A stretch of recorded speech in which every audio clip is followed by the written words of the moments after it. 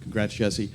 I suppose the first half, it couldn't have gone any worse. I mean, you come in needing a win, up a goal, and then giving up 2 goals on defensive errors. Yeah. 2 players substituted for injury. I mean, it must have. What was the halftime locker room like? Because there seemed to be some frustration. Yeah, I mean, the funny thing for me was watching our team play nervy and a bit scared in the first half. Like, we lost 2 games, and guys don't want to lose balls, and guys don't want to make mistakes. And I just tried to say to them at halftime, like, we've never been a team that plays scared, right? And the very first conversation I had with our team way back when was that the only thing there's no tolerance for around here is not playing with everything you have. And I just told them, I don't care if we lose this game, go out and play, right? Go after the game. And we needed some guys to step up. We needed some guys to make some plays. Obviously, Felipe does. And we almost needed a performance like that to kind of bring some life back into our team. So that part was good.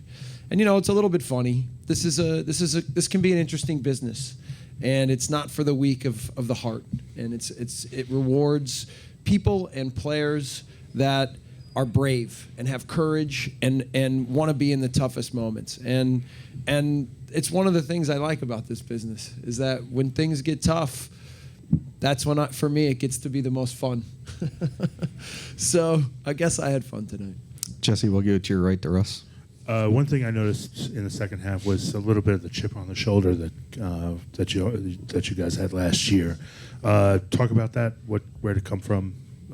What was missing the last 2 games? Well, again, so much of the talk about our team winds up being about, and listen, some of it comes from me too.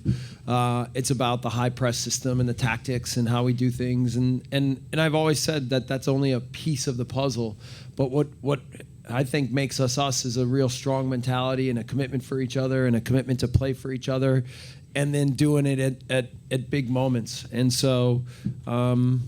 I think that hopefully, I believe this, that tonight will be a reminder of that, because above everything else, second half, you could throw everything else out the window. It wasn't really even a soccer game. It was now just like a brawl, and it was who's gonna survive, who's gonna emerge, and in the end, I'm proud of our guys for in that moment stepping up. Jesse, we'll go to your right with Michael. Yeah, congratulations. I got 2 questions, 2 different ones. One, how much did this team need a victory like this going into the break? And more of a tactical issue, how restricted did you feel without not being able to make with that? Center backs, and also not being able to make subs in the second half the way you wanted to. I was just pointing out that was 3 questions. Just kidding. Can I ask a 4th? Well, okay. So, yes, the first answer, we needed a game like this. And second answer sort of feeds to that is now when I have no subs to make, then I have nothing to do with the game anymore. It's them. And it's now their turn to do everything they can to find a way to win the game. And that was probably a good thing. The coach could just stay out of the way, and now it was time for the players to show what they're made of and step up. So, maybe that's a lesson for me moving forward. We'll go next here in the front to Ivis. Just see the Zubar comes out, and you have to move Kamar Lawrence to center back. How much have you guys trained that, practiced that, or seen of that? And secondly, after their goal to make it 3-2, it seemed like that triggered something in the team, particularly in the midfield, because it seemed like your central midfield wasn't having the kind of game you expect from them. But after that, even before the goals, Felipe and Dax, they seemed to turn it on. Did you see that after that goal? Yes. So Kamar at center back actually has been a discussion. We haven't worked on it much. And funny, the only other time that we've used him at center back was last year at Houston. So now twice he's played center back and twice against Houston. There's potential for that to be a spot for him.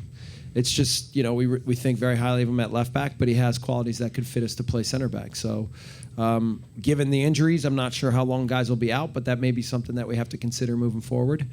And yeah, I mean, at halftime, when I talked to them about, showing some heart and some courage, I told Dax that, this is when you need a captain, and we needed him to, in all ways, to use his bravery and his belief and confidence and swagger, that had to be a big part of helping our team rise to the challenge. And then obviously Felipe makes some great plays. So, I mean, those guys are the heart of our team, and they have been, since I've been here. So we're going to need those three guys again to now show what they're all about and now help our team continue to drive forward. We'll go next, center row to Matt.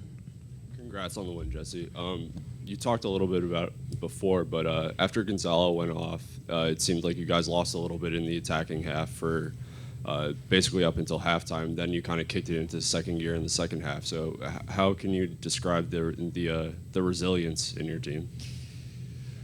Yeah, I mean, obviously Gonzalo was pretty explosive at different moments in the first half, but I still didn't feel like we were playing with, again, we were nervy. We didn't play with a lot of confidence. At halftime, we talked, we gathered ourselves, we switched to 3 instead of 2. And then, we kind of just tried to say, again, it wasn't at that point about tactics or anything. It was just about how bad did they want it. And again, it was good to see him step up. We'll go back of the room to the right. Jesse, having the injuries and making the substitutions, you think it helped the team to get that 4-3 tonight? Well, I mean, that's not how you would draw it up, but I think, again, the fact that there were no subs left in the second half and that we clawed our way back in the game and then we gave a goal back right away, I felt strongly that if we could step on at halftime, I told them that I felt strongly that if they could go on the field and believe and play and not be scared, that we were going to win the game. And it didn't matter what happened in the game at that, I mean, we got ourselves back in and we went down again, but the fact that we kept going after the game, then they believed it as well. So that part was good. And again, without any subs, then they all know that it's up to those 11 guys to make it happen. We'll go front left to Jesse. Or I mean, to Jesse's left to Dan. You can ask your own question. Well, let me ask you this. When you were playing either in high school or college or in MLS, was there ever a time that all 3 substitutions that were made were based on injury and nothing tactical like you just had today? Was there ever a time that ever happened? It was a weird game in many ways. I don't know that was the case. I remember one year in Chivas we had a game where a bunch of guys got hurt, and it was similar to this. We had some losses in a row, and actually Atiba Harris made a bunch of big plays and helped us, and we won the game at home and came back. So maybe it was a little bit like that, but one of you guys asked already. I hope this. I think this is what we needed, and I think this is the kind of game that can define a season in many ways. We'll go to the left to Glenn. So the last substitution, so to me there was a little decision you had to make, but maybe not. Did you consider just playing 3 at the back and putting in an No, attacking I was player? pretty clear that it was going to. Connor played center back in college, and Connor's asking me, "Do you want me to play center back?"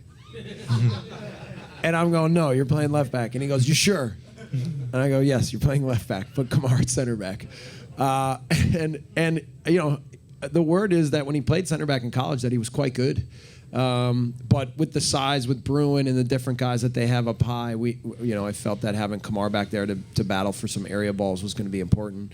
And Connor came in.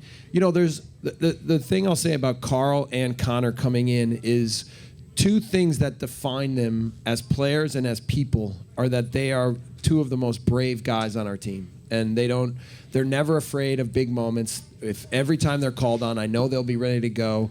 And in that sense, I thought that they stepped up and they brought some of that to our team tonight. So that was great. We'll take 2 more first to the right. Jesse, it looked like Mike and Connor were very, very connected tonight. Can you talk to that a little bit?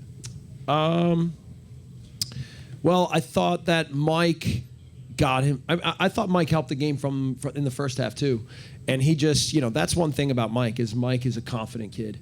And so when he plays, he starts getting touches on the ball and moving around in the game and wrong footing guys, he can I think really affect the game in big ways like we've seen, And then I thought that now when Mike starts to come inside and really find the game, that leaves room for Connor to be pushing up on the wing and there was little movements, and then Connor joining in late and creating some advantages there on that side, and I think that was a big part of us really tactically getting in the game, and Connor he runs his butt off. He never stops. So that part was great. We'll take our last question to Tom in the back. Jesse, I think in the 61st minute, Felipe got a yellow card for DeSanta. I don't know, he thought it was a handball or something.